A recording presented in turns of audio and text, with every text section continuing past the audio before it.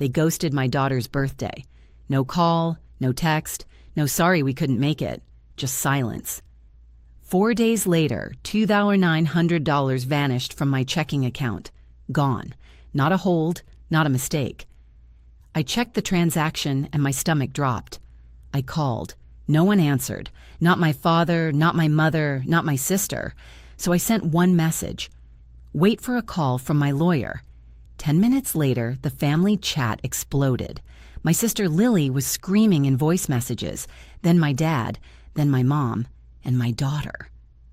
She sat quietly that night looking out toward the gate like someone still might show up, like someone still might remember her.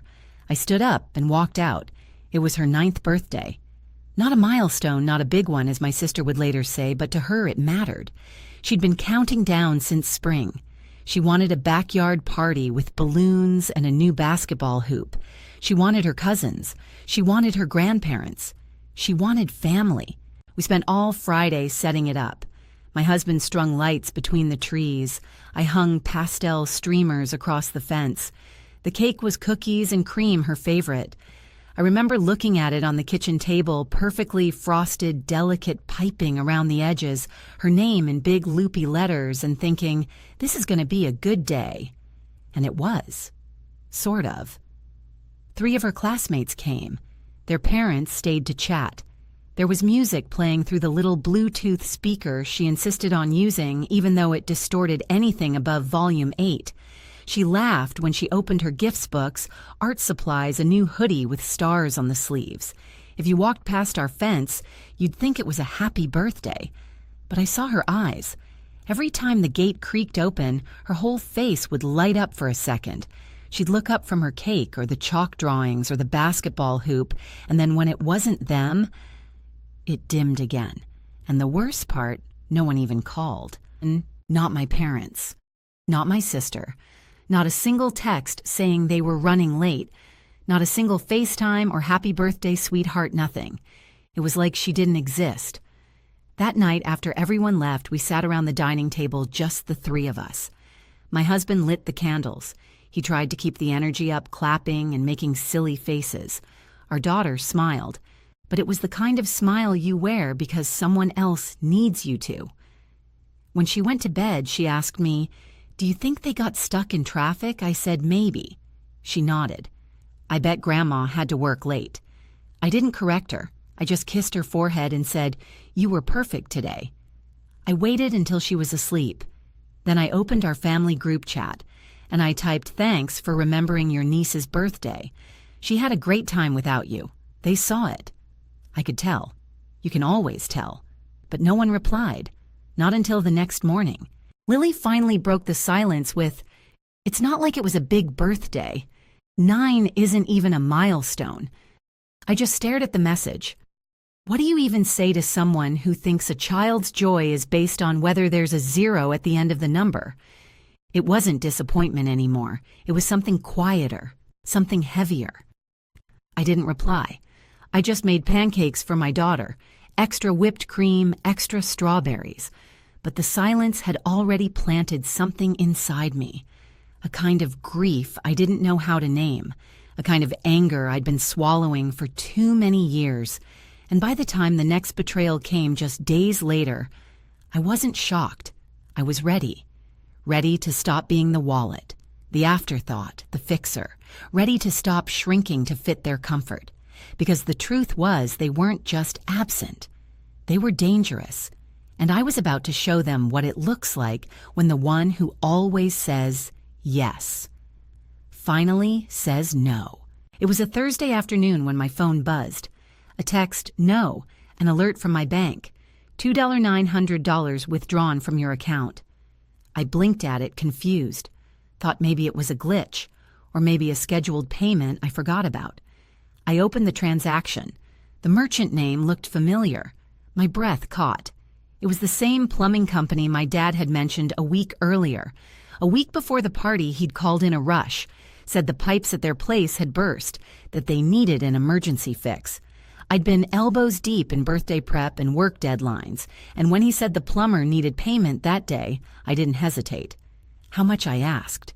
$600, he said quickly. I rattled off my card info. He thanked me, said it was just temporary. And in the haze of balloons and goodie bags and cake quotes, I forgot to ask for the card back. That part's on me. But what they did with it, that's on them. I called my dad. No answer. Called again. Nothing. Tried Lily. Straight to voicemail. I messaged the family group chat. Hey, did someone use my card for $900? Nothing. No reply, no confusion, no apology, just digital silence. So I sat down at the kitchen table, the same one where we'd cut the birthday cake 5 days earlier, and I typed one final message. Wait for a call from my lawyer. 10 minutes. That's all it took. Voice messages from Lily came first. Her voice high, frantic. What is wrong with you? Are you really threatening legal action against your own family? Then my dad. What the hell, Eliza? Don't be dramatic. We were gonna explain. My mom followed with a text. Don't do anything crazy. Please. Let's talk first. Explain what? 2 hours later, my dad showed up at my door, holding my credit card between two fingers like it was a peace treaty. No apology, no shame, no acknowledgement of what he'd done. Just a shrug and a line I'll never forget. We decided last minute to go to the Keys with some friends. Figured we'd use the card now and deal with it later. He said it like I'd understand.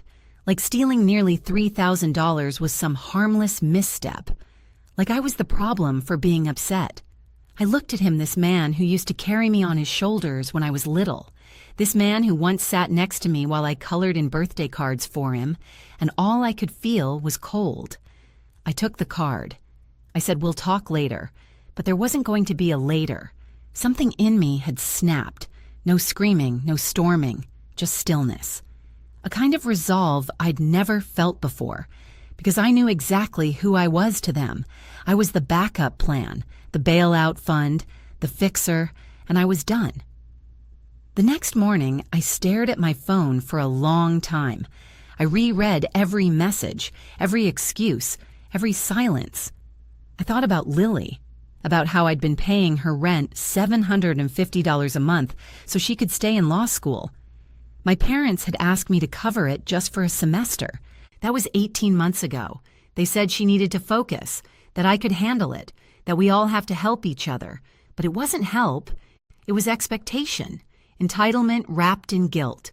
So I called Lily's landlord, calmly, explained the situation, told him that starting next month she'd be responsible for her full rent. He didn't fight me, just said, okay, I'll let her know. Then I opened the family group chat, and I wrote, I'm no longer covering Lily's rent. She can speak to Mom and Dad if she needs help. No one replied for an hour. Then Lily called. I didn't answer. Then came the texts. My mom, you're being cruel. This isn't Lily's fault. Why are you punishing your sister for something your father did? But I wasn't punishing anyone. I was finally protecting someone, myself, and my daughter. I replied with one sentence. You had money for a vacation. I'm sure you'll figure out rent. And I muted the chat. 2 days of silence. Then Lily called again, crying. I still didn't pick up because I knew the truth. They weren't used to consequences, and they weren't ready for this lesson. But I was done being the chalkboard they wrote their mess on. From now on, I'd be the line they couldn't cross. After I cut off the rent, I didn't expect thanks. I wasn't naive, but I also didn't expect what came next. Lily messaged me nonstop for 2 days. At first she was polite. I know things are tense right now, but can we talk? Then came the desperation. Please, Eliza, I'm behind in class. I don't know how to manage this on my own. Then the guilt. This is going to ruin everything I've worked for. You're letting one mistake by them destroy everything. But the one that froze me wasn't angry or manipulative. It was this. If you cared about me even half as much as you care about your daughter, you wouldn't do this. And in that moment, it all snapped into focus. She wasn't asking. She was demanding as if love meant submission, as if my support was a service she was entitled to just by existing. That's when the family chat went dark. No more pleas, No more explanations. Just silence. Like they were waiting me out. Like they assumed I'd cave if they ignored me long enough. But I didn't. And the silence didn't scare me. It gave me space. 3 days passed like that. And then something unexpected. My aunt called. We hadn't spoken in months, maybe longer. She was awkward at first, said she hadn't meant to get involved, but then she said she'd stop by my parents' place to drop something off. They were clearing out that back room, she said, the one with your stuff, the comics. My blood ran cold. I drove over without calling. I still had a key. The driveway was empty. House quiet. I walked through the door like I was stepping into a stranger's home. I opened the door to the old guest room used to be mine and felt the air knock out of me. It was empty. The shelves, the labeled bins, the sealed plastic boxes, all gone. In the corner, a few broken-down cardboard boxes and a vacuum cleaner. That was it. My first edition comics, my carefully cataloged collection, the only real legacy I'd ever built with my hands as a kid. 20 years of memories, all gone. I texted my dad, "Where is my comic collection?" No reply. I called. Straight to voicemail. So I left one final message, calm, sharp. "If you've sold or thrown away any part of that collection, I will never forgive you. That's not a threat, that's a fact." That night, he finally replied. A single text, "We needed the room. You never came to get it. It was collecting dust. Don't be dramatic. Not an apology. Not even a lie. Just complete dismissal. They knew what it was worth, not just in money, but in meaning. And they erased it anyway. Not by accident, but to punish me. Because I stopped playing their game. Because I said no." That's when it hit me. They weren't careless. They were calculated. They took what they knew I loved and destroyed it behind my back. And I realized I'd never truly seen them until that moment. Not my parents, not the people who raised me, but users. And this time, I wasn't just going to feel the loss. I was going to reclaim every last thing they'd taken. There was one more thing they still had, my car. A mid-sized SUV I'd loaned to my dad more than a year ago. His had broken down and he asked if he could borrow mine just for a few weeks. Weeks turned into months. Months into over a year. He changed the insurance address to theirs, parked it like it was his, but he never asked to keep it. I never signed over the title. And now it was mine again. I pulled out every file from our cabinet. Title, registration, insurance. All of it had my name on it. I called the DMV, transferred it back to my current address. Then I called the insurance company, removed him as an authorized driver. I arranged for a tow service to be on standby, and then I drove over. No call, no warning, just a key in my hand and fire in my chest. When I got there, I didn't knock. I walked straight to the driveway, opened the car with the spare key, and began pulling out every item that wasn't mine. My dad came outside holding a coffee cup like this was some sitcom misunderstanding. He laughed. "What are you doing? I didn't even look at him." "Taking back my car." "You can't be serious," he said. "I need this." "You used it. Now I'm done." He scoffed. Over a bunch of old comics and birthday drama, I turned to him, looked him in the eye. "No, because you took from me and didn't think twice. You let your granddaughter sit alone on her birthday. You used my card without asking. Then you destroyed something that mattered to me. You don't get to have my things anymore." He raised his voice. "You'd throw away our relationship over this." I didn't answer. I got in the car, started the engine, and drove away. No tears, no slamming, no drama, just peace. But I wasn't done yet, because this wasn't just about me anymore. This was about showing my daughter what it looks like when a woman reclaims her life, one stolen piece at a time. I thought taking back the SUV would be the final straw. For a few days, everything went quiet. No calls, no texts, not even a passive-aggressive meme dropped in the family chat like Mom used to do when she wanted to break the ice without actually owning anything. Just silence, but not the peaceful kind. The kind of silence that stretches too long. The kind that feels like a breath held before impact. Then one evening, my husband came home from work holding a box. No return address, he said. But your name's on it, and it rattles. I felt something cold and sharp flicker in my chest. I took the box, turned it in my hands, plain cardboard sealed with cheap packing tape. My name scrawled across the top in familiar, messy black ink. My father's handwriting. It was too light to be heavy, too heavy to be empty. I sat at the kitchen table and opened it. Ash, burnt scraps, bits of paper curling at the edges like frightened animals. I dug gently, sifting through the damage. Comic covers.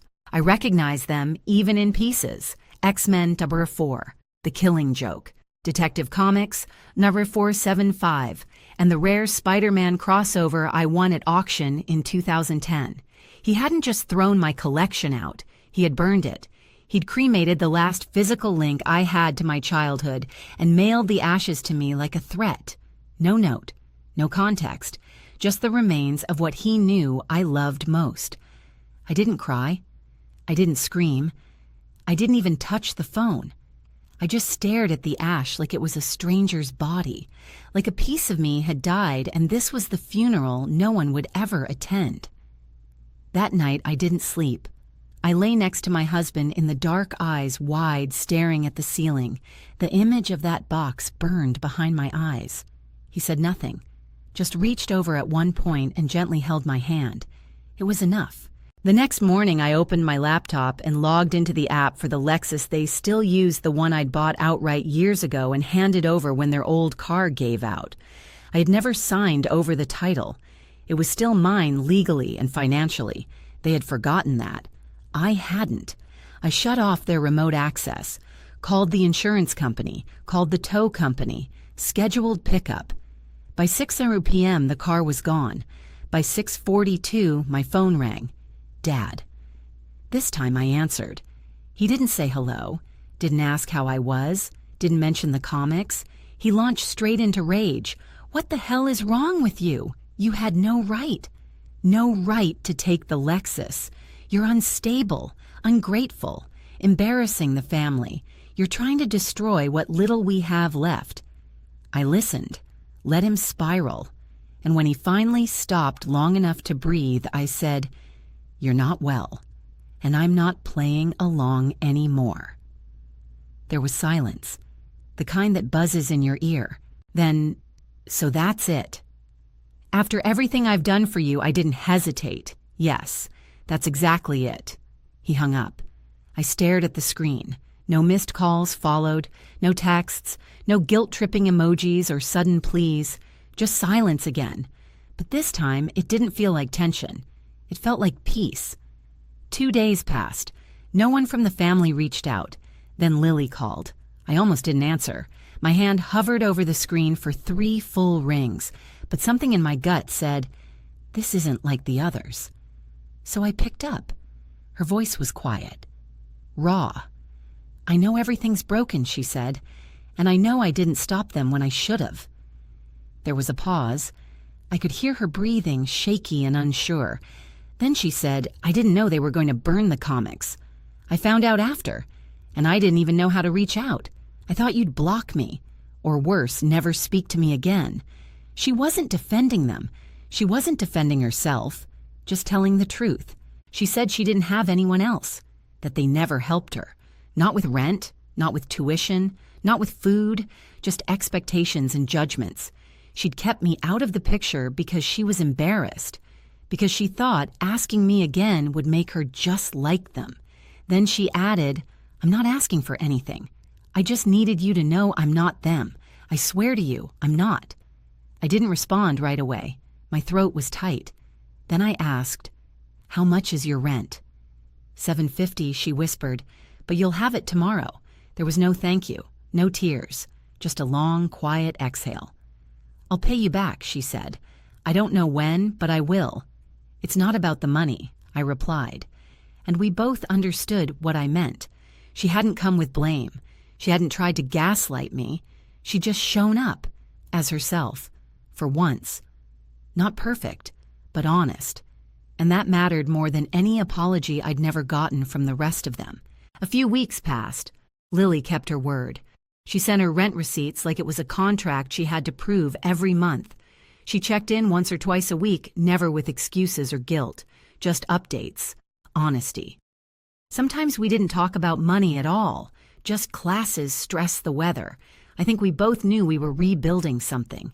Not a sisterhood from childhood, not the fake closeness our family performed. Something new, something real. And then one quiet afternoon, a letter arrived. Handwritten. No return address. Just my name in delicate cursive on the front of the envelope. I knew the handwriting instantly. My grandfather. My dad's dad. We hadn't spoken in years, not out of anger, just distance. He'd moved out west after Grandma passed. Our contact had dwindled to Christmas cards and maybe a stiff birthday call once a year. I wouldn't have guessed he even knew what happened, but apparently a cousin saw something Lily posted. A cryptic caption about family unraveling and truth refusing to stay buried. That was all it took to light the match. The letter was a page and a half. Every word hit harder than anything my parents had ever said to me because every word was real. He said he was proud of me. Said he knew my father had always worn masks even as a child, that he'd seen him manipulate and gaslight and rewrite history, and that it had only gotten worse with age. He wrote, "What you did, standing up for yourself and your daughter, that's strength, Eliza. Most people live their whole lives without ever saying no to the people who hurt them the most." He said he wished he'd had the same courage. Near the end, he added, "I've got a spare room.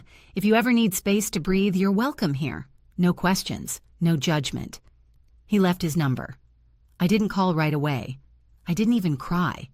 I just sat with the letter, reread it 5 times, folded it carefully, and slid it into my drawer where it stayed for weeks, its edges softening like something sacred. It cracked something open in me I didn't know was closed. This weight, this numbness I'd been carrying, thinking maybe all family was like this, that maybe blood always meant pain with paperwork, but not him, not everyone.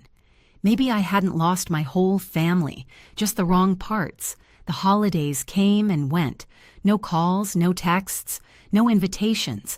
My mom posted a photo of their Christmas dinner on Facebook. Just her and my dad posed in front of a rented fireplace. 2 wine glasses, matching sweaters. The caption read, "Peace and gratitude." I didn't comment, didn't like, didn't let it touch me.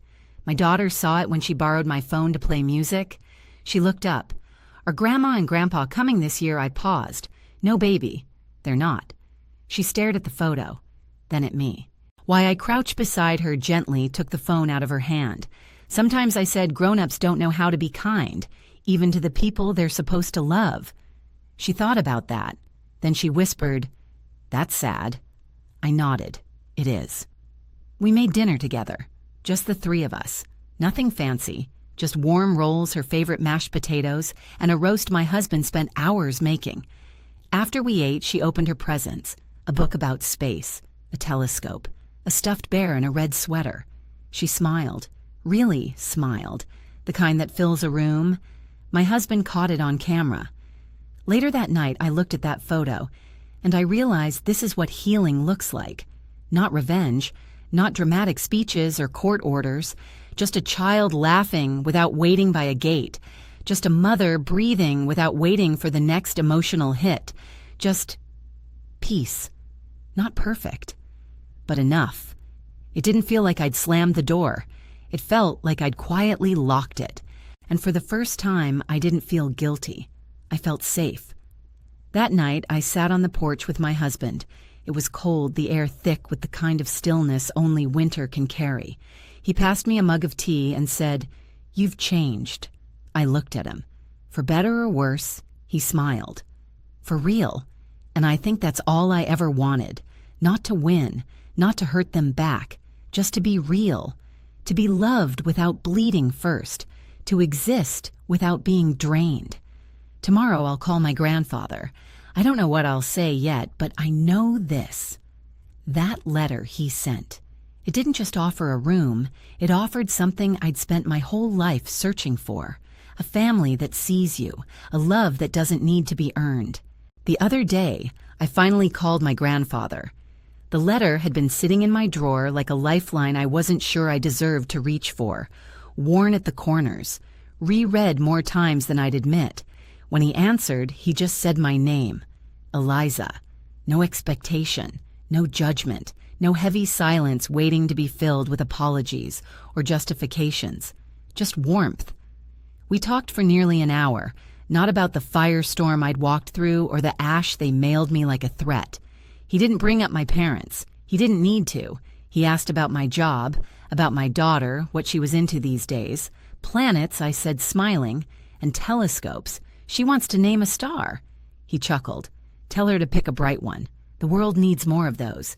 He reminded me of something I hadn't felt in years, connection without strings. Love that didn't require proof of suffering first. Before we hung up, he said, "That room's still open, you know, if you ever need space to breathe." I thanked him, not just for the room, but for seeing me, for reminding me that not all roots rot, that some go deep and kind and survive the drought. That night, after our daughter went to bed, I sat on the porch again with my husband. Same chair, same soft buzz of the neighborhood settling into sleep. He looked at me, then nodded toward the screen door. "She's noticing," he said. "Noticing what you laugh more now." It hit me harder than I expected, because he was right.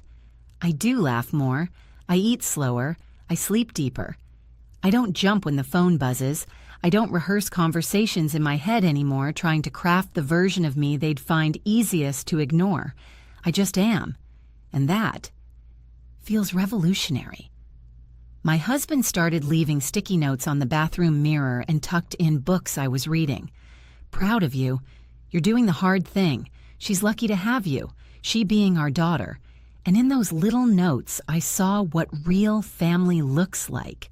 Quiet consistency, support without spectacle, a home that doesn't require me to shrink in order to fit. The holidays passed without them. No surprise visits, no guilt-laced texts. Just that photo from Mom, her and Dad smiling like nothing had ever happened. Their caption read, "Peace and gratitude." But I had the real version. It wasn't a performance. It was our daughter wrapped in a fuzzy blanket on Christmas morning, reading under her telescope's glow. It was my husband leaning against the doorframe, coffee in hand, mouthing, "This is everything." And he was right. That moment, her smile, the silence that held no tension, that was everything. Not revenge, not retribution, just healing. I used to think setting boundaries was an act of war. That saying no would make me the villain, the selfish one, the ungrateful child. But sometimes no is the most loving thing you can say to yourself. No, you can't borrow my peace. No, you can't guilt me into bleeding again. No, I won't hand over pieces of myself just so you don't have to feel uncomfortable. And as hard as it was, I stopped waiting for their version of love to make sense, because it never will. They didn't love me. They loved access to me. My money, my time, my silence. And when I stopped giving those things, they stopped pretending. I didn't lose my family. I just lost the lie. I still help Lily, not because I owe her, but because she showed up differently. She didn't demand. She didn't scream. She just said, "I'm not them." And she meant it. She sends me her receipts every month, still walking gently, still proving maybe to herself more than to me that she's learning what it means to not be like them. Sometimes we talk about school, sometimes about nothing at all, but we talk. And in this broken, charred aftermath, that feels like something worth rebuilding. I don't know if I'll ever see my parents again. I'm not angry anymore, just done. They wrote their apology in ash. They mailed it in a box, hoping to end something. And they did. But not the way they thought. They ended the version of me that kept showing up for pain. And I'm grateful for that in a strange, sad way. Because now I show up for me. And for the girl who once waited by the gate, clutching her birthday gift, scanning every car that drove by. She'll never have to wait like that again, because she saw her mother walk away from the fire and choose peace instead. because she saw what it looks like to survive heartbreak and still build love with your own two hands. Because now every birthday she has, she knows who's showing up, not the people who forgot her, but the woman who never will. Have you ever been the one who always said yes until you couldn't anymore share your story below? I see you, and so do others. And if this hit home, don't forget to subscribe. Not just for more stories like this, but to remind yourself you're allowed to choose peace, even if it means locking the door forever.